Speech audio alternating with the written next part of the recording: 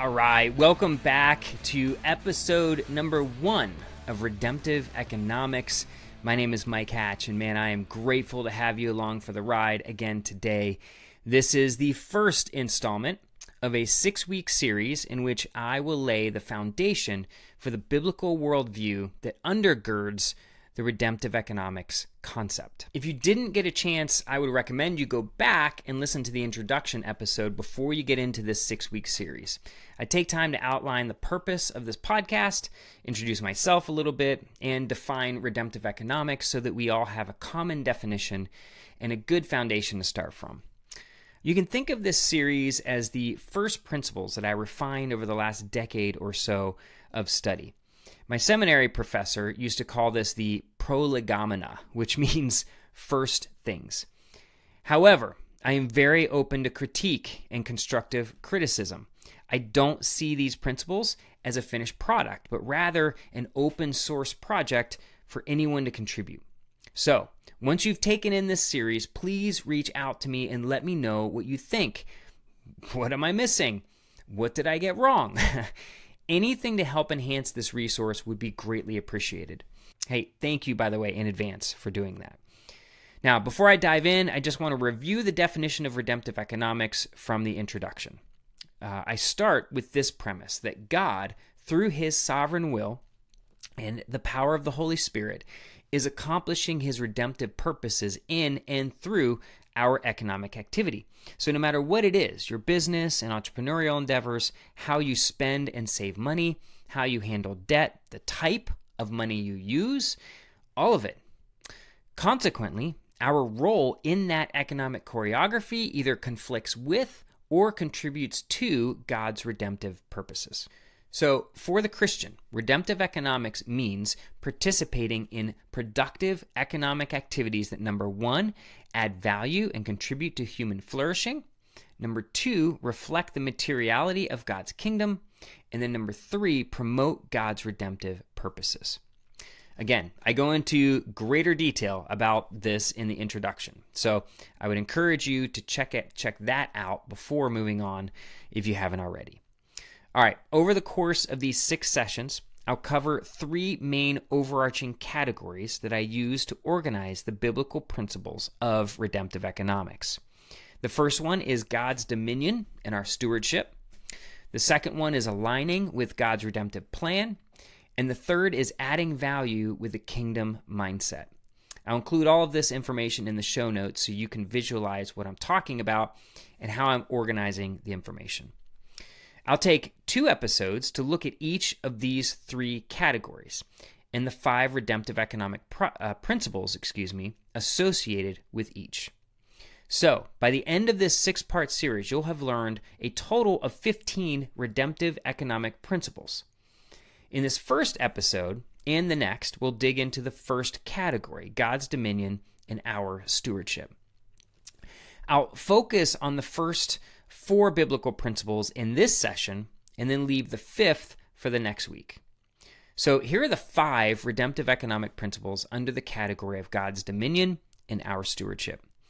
Number 1, we acknowledge God's dominion over all resources and the authority of Jesus Christ through the Holy Spirit. Number 2, our role through secondary sovereignty granted to us by God is to steward his resources.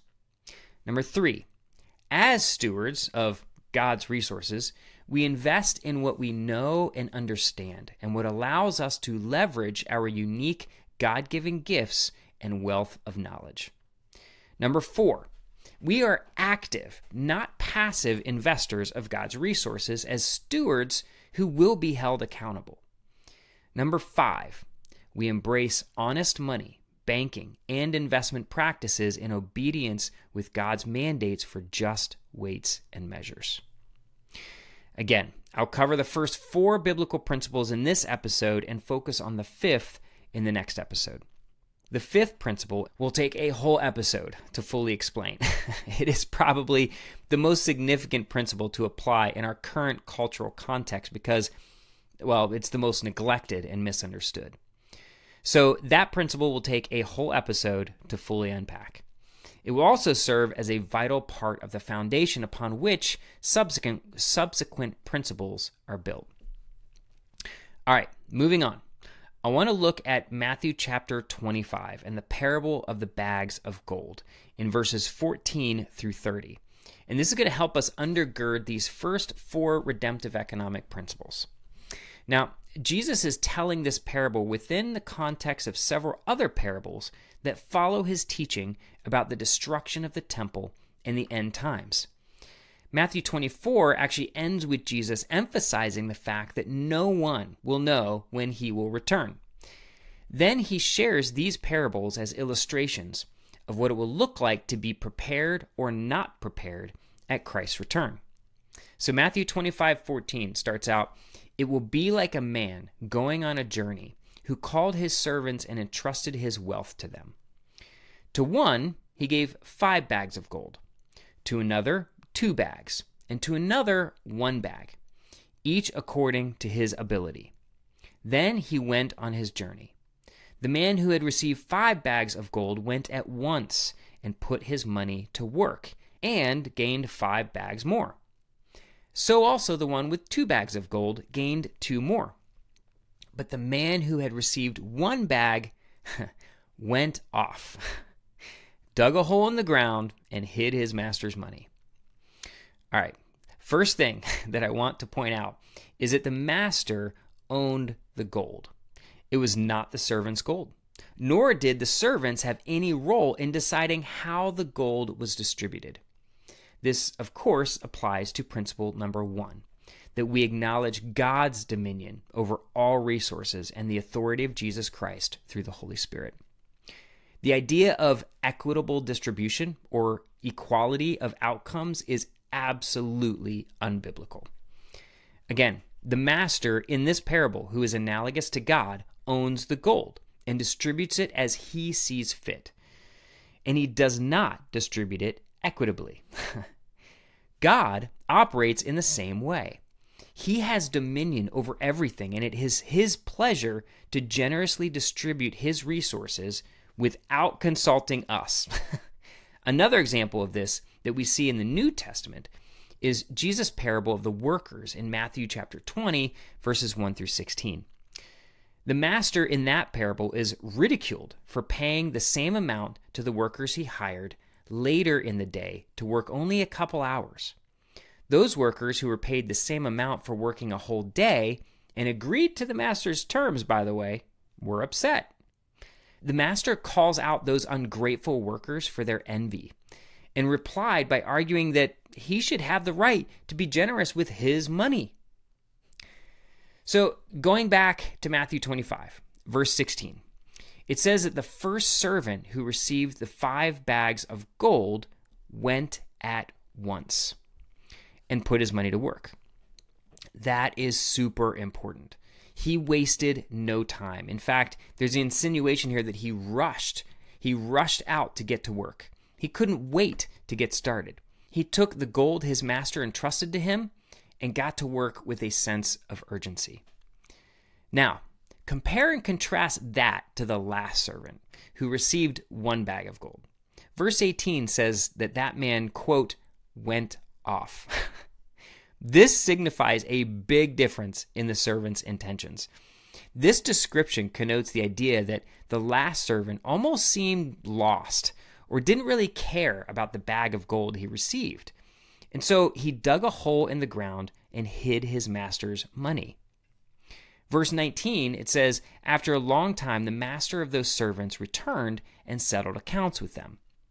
The man who had received 5 bags of gold brought the other 5. Master, he said, you entrusted me with 5 bags of gold. See, I've gained 5 more. Jesus says that the first men brought the other 5. Apparently, the master wasn't looking for the full 10 bags of gold, which insinuates that the master intended for the servants to maintain that money and continue stewarding it. Redemptive Economics is completely listener-supported and dependent on the contributions of listeners. If you resonate with the message of Redemptive Economics and want to support the cause, there are 3 ways you can partner with us. The first is you can subscribe to the podcast for $5 a month and unlock all the amazing interviews and content without the interruption of advertisements. Secondly, you can donate to Redemptive Economics, either making a one-time gift or supporting monthly to help us offset the production costs and reach more people for the sake of the gospel. Lastly, if you're a business, you can choose to advertise with us. Right now, we're offering a limited number of spots for sponsorships for the first year at $150 per month or $1,800 for the year. I would be so grateful for your partnership. Check out the show notes for all the links that will lead to more information about how to support our mission to empower Christian entrepreneurs.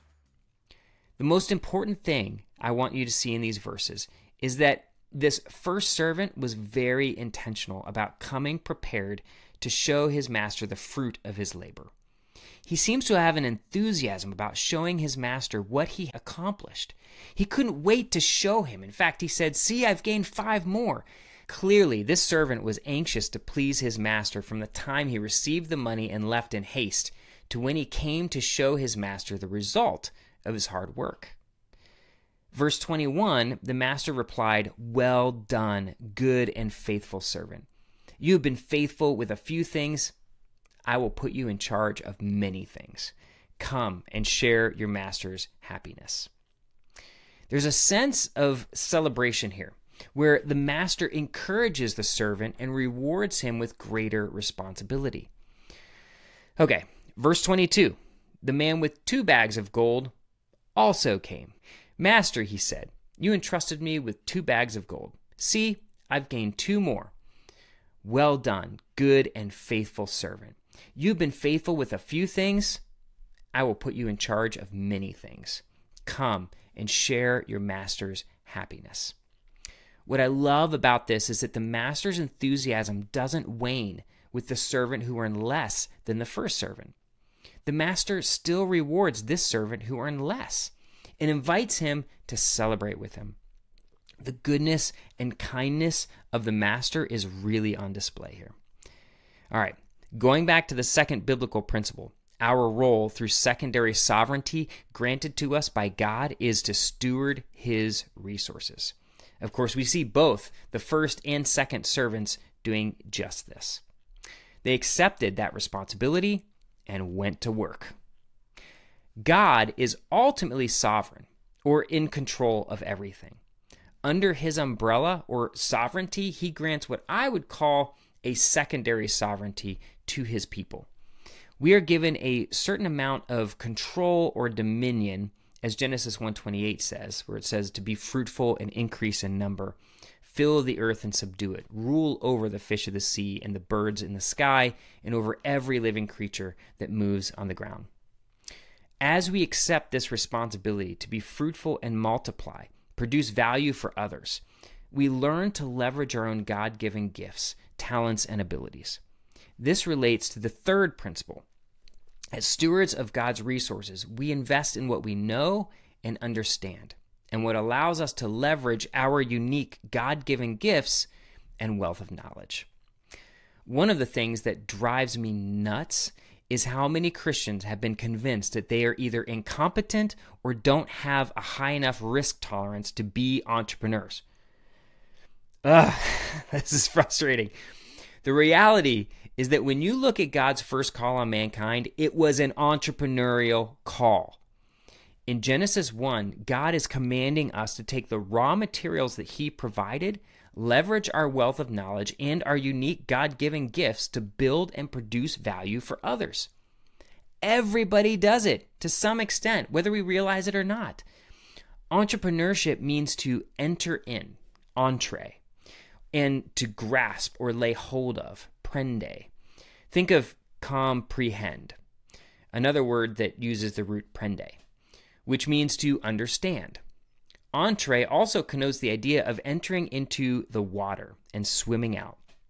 In 1800, when Jean-Baptiste wrote his treatise on political economy, he described an adventurer as an entrepreneur. So, entrepreneurship is the idea of entering into the unknown and discovering or grasping new knowledge through experimentation. We do this within the context of God's immutable laws which govern all of creation. We're tasked to build things of value that benefit humanity within those guidelines. As we do this, well, we fail. We learn, we start over, learn some more, fail some more, try again, etc., etc. The marketplace is where the entrepreneur takes these experiments to prove them out commercially. As people in the market freely trade their money for your product or service, you grasp new information. As you get feedback from your customers, you learn how to refine your product to maximize value and better serve them. Guys, everyone does this. Whether it is working on a project at work and getting feedback from your boss, cooking dinner as you learn what your family enjoys eating, or experimenting in your garden, every single one of us are entrepreneurs. Sadly, entrepreneurship has been dragged through the mud in our culture. Most people compare it to high-risk, greed-motivated gambling. We assume that we don't have the stomach for entrepreneurship. Meanwhile, Christians sit on the sidelines while the markets are hijacked for purposes that conflict with God's redemptive purposes. So frustrating, so frustrating. However, entrepreneurship is an absolutely vital component of society. Without it, we lose so much valuable knowledge, which in turn contributes to the degradation of human flourishing. And when we leverage our unique God-given gifts and wealth of knowledge, we actually mitigate risk quite a bit. This is the furthest thing from gambling. In fact, you won't be productive unless you leverage the unique way God created you. This takes an ongoing, dependent relationship with the Lord, who knows you better than anyone. As we experiment and work in different ventures, we learn about what we're naturally gifted at, and of course, what we're not. Ultimately, the more we lean into the way God created us, the more productive we'll be. The more we'll contribute to human flourishing. Now, notice the lack of direction given to the servants by the master in this parable in Matthew. He doesn't tell them how to invest his resources, but leaves it up to them. God gives us all agency to contribute in ways we are naturally gifted to contribute. But again, we must be walking in a close relationship with the Lord to be in touch with this. Moving along in the parable, Matthew 25, verse 24 continues. Then the man who had received 1 bag of gold came. Master, he said, I knew that you are a hard man, harvesting where you have not sown and gathering where you have not scattered seed. So I was afraid, and I went out and hid your gold in the ground. See, here is what belongs to you. This last servant was not nearly as intentional or enthusiastic about coming to reconcile accounts. It just says that, quote, he came, as if it was either an afterthought or under compulsion. Then this servant insults his master by accusing him of being evil and exploitive. Basically, this servant wanted nothing to do with his master's money because he hated the master. Oftentimes, when this passage is preached, it doesn't necessarily touch on the sin and depravity evident in this last servant's actions. Instead, many pastors focus on the idea of using your resources or your talents and your abilities or your money for God's purposes. Don't be like the servant who was too scared to invest his resources, they say. Be like the other 2 servants who utilized their resources and saw a positive return. However, that's a very small, insignificant piece of this parable. Jesus is very purposefully contrasting the evil of the last servant with the goodness of the master. So this last servant says, here is what belongs to you. He's distancing himself from the master and the resources that were entrusted to him. In a sense, this servant is disavowing any responsibility to the master. He's saying, I don't want to be associated with you or have anything to do with your money.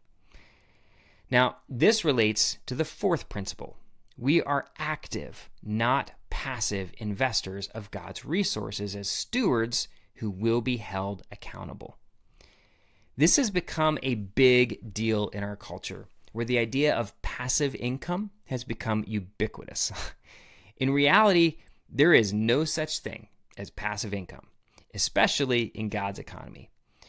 Jeff Dougherty with Allstate Insurance has the distinction of being the very first sponsor of the Redemptive Economics podcast, and I couldn't be happier to promote his services. I've known Jeff for many years now, both as his pastor and friend, and man, I can say with confidence that he is a man of strong faith who aligns well with the Redemptive Economics values.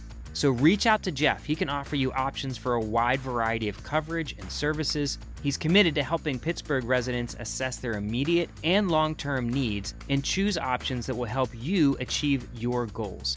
When you want to explore options for protecting your home, personal property, or financial future, Jeff Dougherty is your guy. You'll find Jeff's contact information in the show notes. Hey, go grab a cup of coffee with him, get to know him, even if it's just to review your current coverage in case you need to make adjustments. And I promise you're going to love Jeff every bit as much as I do. Going back to Genesis, we know from chapter 3, verses 17 through 19, that work is much harder now than what God originally intended. Now there's painful toil. Thorns and thistles sabotage our efforts, and it's only by the sweat of our brow that fruit comes forth. All the talk of passive income is simply an attempt to circumvent God's purposes and attain rest apart from Him. Of course, as Christians, we know that rest is only found in the finished work of Christ, not in anything we do on our own. Ultimately, true eternal rest will only come once we enter eternity, and only if we place our faith in Jesus. Some Christians are starting to wake up to being more aware of their investments in the stock market. For example, ESG or BRI, Biblically Responsible Investing, have become very popular. However, I would argue that even that doesn't go far enough, and you'll learn more about what I mean by that as we move along through the series. All right, in response to the last servant's insults, verse 26, it says, his master replied, "You wicked, lazy servant. So you knew that I harvest where I have not sown, and gather where I have not scattered seed. Well then, you should have put my money on deposit with the bankers, so that when I returned, I would have received it back with interest. So take the bag of gold from him, and give it to the one who has 10 bags. For whoever has will be given more, and they will have an abundance. Whoever does not have, even what they have, will be taken from them. And throw that worthless servant outside into the darkness, where there will be weeping and gnashing of teeth." Look, this is a severe response to this last servant, which only makes sense in the context of his severe sin. And this is what is often missed when preaching this passage. The master also demonstrates his mercy when he says that he would have accepted simple interest earned with bankers. Again, in contrast with the servant's poor perspective of the master's character, the master's goodness shines through. In verse 28, the master says to take the bag of gold from the wicked servant and give it to the one who already had 10 bags. Notice the inequity. Once again, a lot of people in our culture would balk at this and demonize the master just as this servant did. So why wouldn't the master give the excess to the servant who only had 4 bags of money? Because the master has the right to do whatever he wants to do with his money. The fact that he gave it to the one who had more versus the one who had less does not diminish the goodness and generosity of the master. This part of the parable exposes our envy. After all, that is where this idea of equity comes from. It's not just that we want everyone to have the same. It's that we don't want someone to have too much more than we have. That's offensive to us. So if everyone has the same amount or closer to it, we feel better about ourselves. Finally, the master says to throw that worthless servant outside into the darkness, where there will be weeping and gnashing of teeth. When interpreted correctly, this is a very offensive passage of Scripture, especially in our day and age, when most people believe they are entitled to what they deserve. Okay, Now I want to highlight 3 key conclusions from this parable that apply to the biblical principles I've already mentioned. First of all, this passage is not about the servants and the bags of gold entrusted to them, even though it's so often preached that way. This passage is primarily about the character of God. Brad H. Young, in his commentary, Jewish Tradition and Christian Interpretation, says this about this specific parable.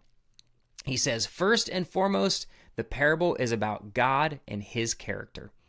One's concept of God is the primary determining factor in faithful stewardship. That's huge. In other words, your economic beliefs, attitudes, and behaviors are dictated by who you think God is. Is God good or is God evil? There's only 2 options.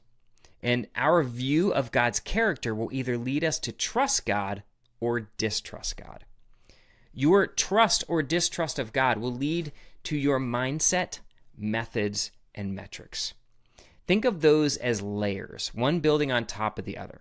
So our mindset is like the base layer of all your economic behaviors.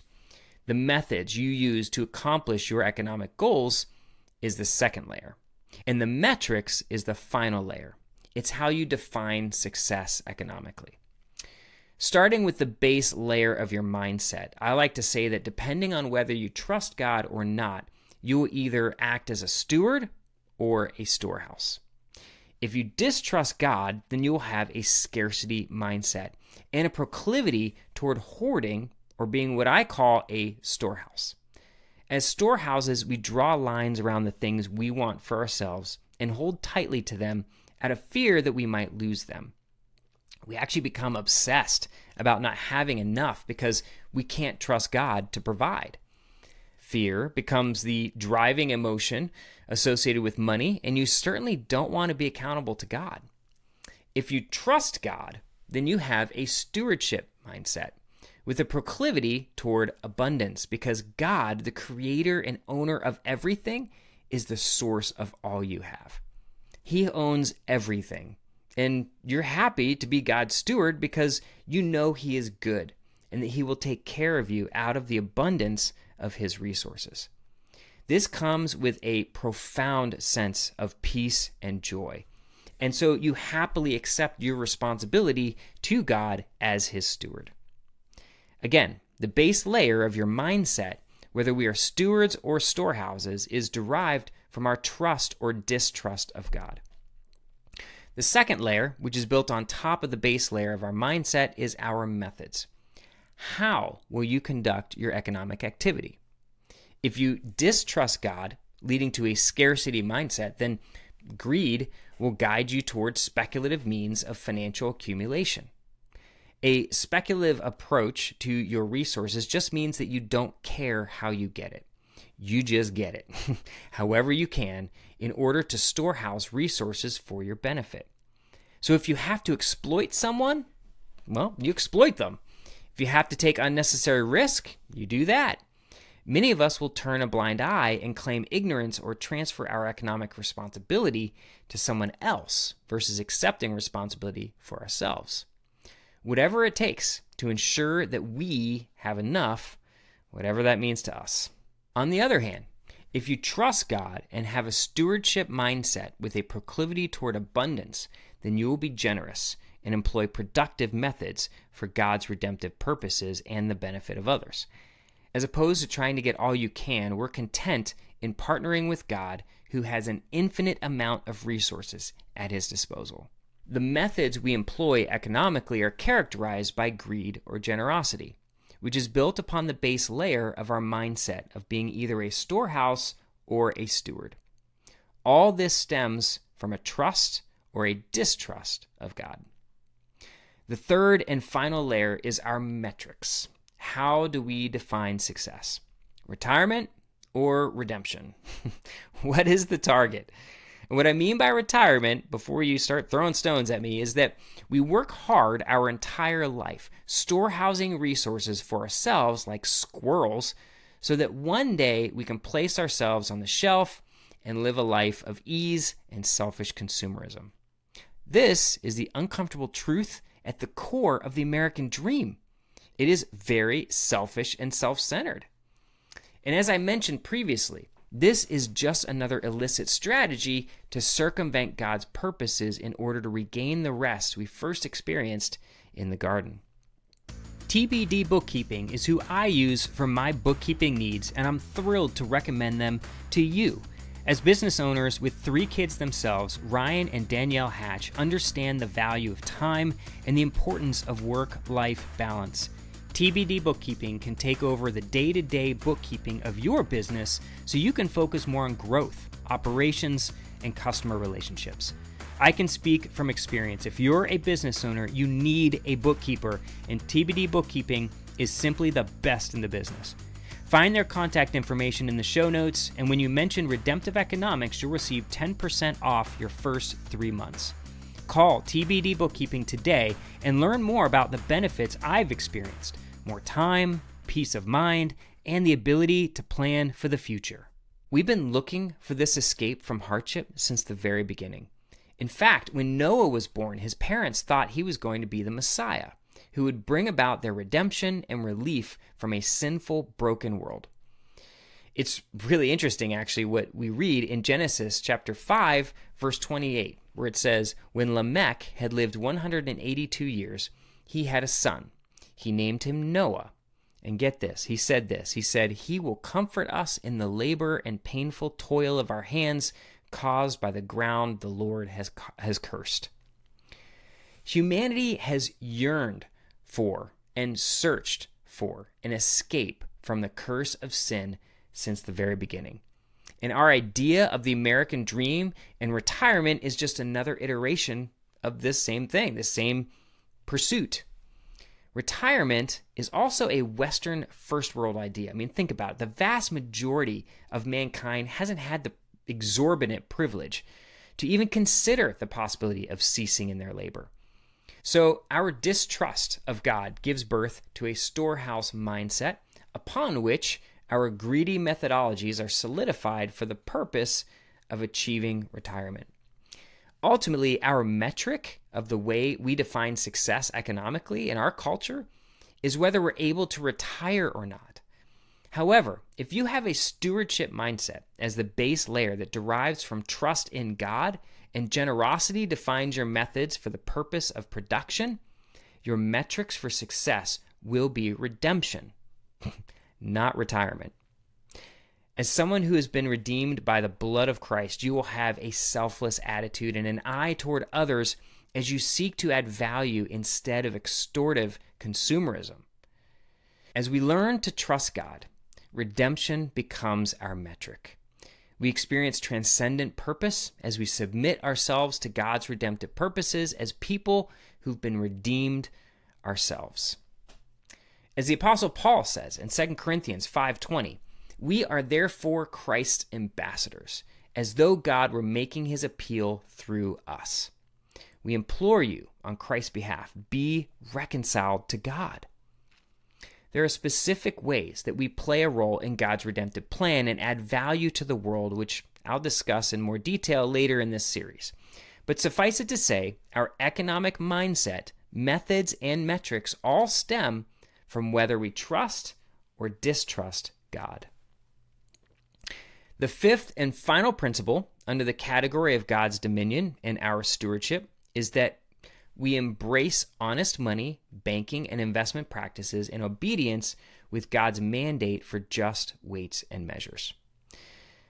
However, I'm going to save this principle for the next session, where we'll focus on it primarily. So let's take inventory as we wrap up. Here are a few questions to think about. In Matthew chapter 16, verse 15, Jesus asked Peter, "What about you? Who do you say I am?"